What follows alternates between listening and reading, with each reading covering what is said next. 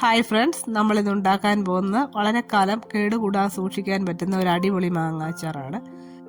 1 kilo മാങ്ങയാണ് ഞാൻ എടുത്തിരിക്കുന്നത്. മാങ്ങ നന്നായി കഴുകി വൃത്തിയാക്കി അല്പം വലിയ കഷ്ണങ്ങളായി മുറിച്ച് ഒരു ഭരണിയിൽ കല്ലുപ്പ് ചേർത്ത് 2 ദിവസം മാറ്റി വയ്ക്കുക.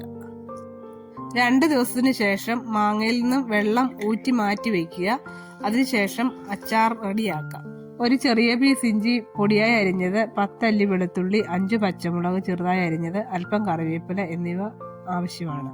ഒരു പാനിലേക്ക് 1 സ്പൂൺ ഉലുവ, 2 ടേബിൾ സ്പൂൺ കടുക് എന്നിവ നന്നായി വാർത്തെടുക്കുക. ഇവ നന്നായി തണുത്തു കഴിഞ്ഞ് ഒരു മിക്സി ജാറിൽ തരിതരിപ്പായി പൊടിച്ചെടുക്കുക.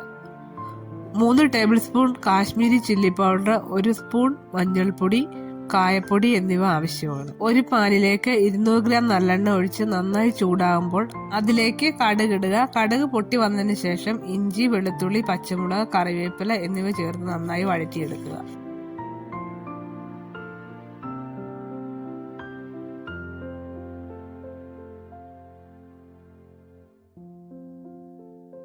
മുളക് പൊടി, മഞ്ഞൾപ്പൊടി എന്നിവ ചേർത്ത് കൊടുക്കുക.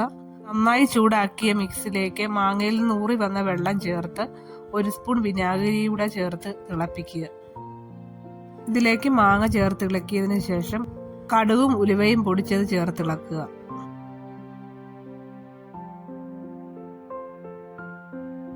കായപ്പൊടി ചേർത്ത് ഇളക്കുക. തണുക്കുമ്പോൾ ഗ്ലാസ് ജാറിലാക്കി 3 മാസം വരെ ഫ്രിഡ്ജിൽ വെക്കാതെ കേടുകൂടാതെ പുറത്ത് തന്നെ നമുക്ക് സൂക്ഷിക്കാവുന്നതാണ്. ഈ വീഡിയോ ഇഷ്ടപ്പെട്ടാൽ നിങ്ങളുടെ ഫീഡ്ബാക്ക് കമൻറ്റുകളായി അറിയിക്കുക.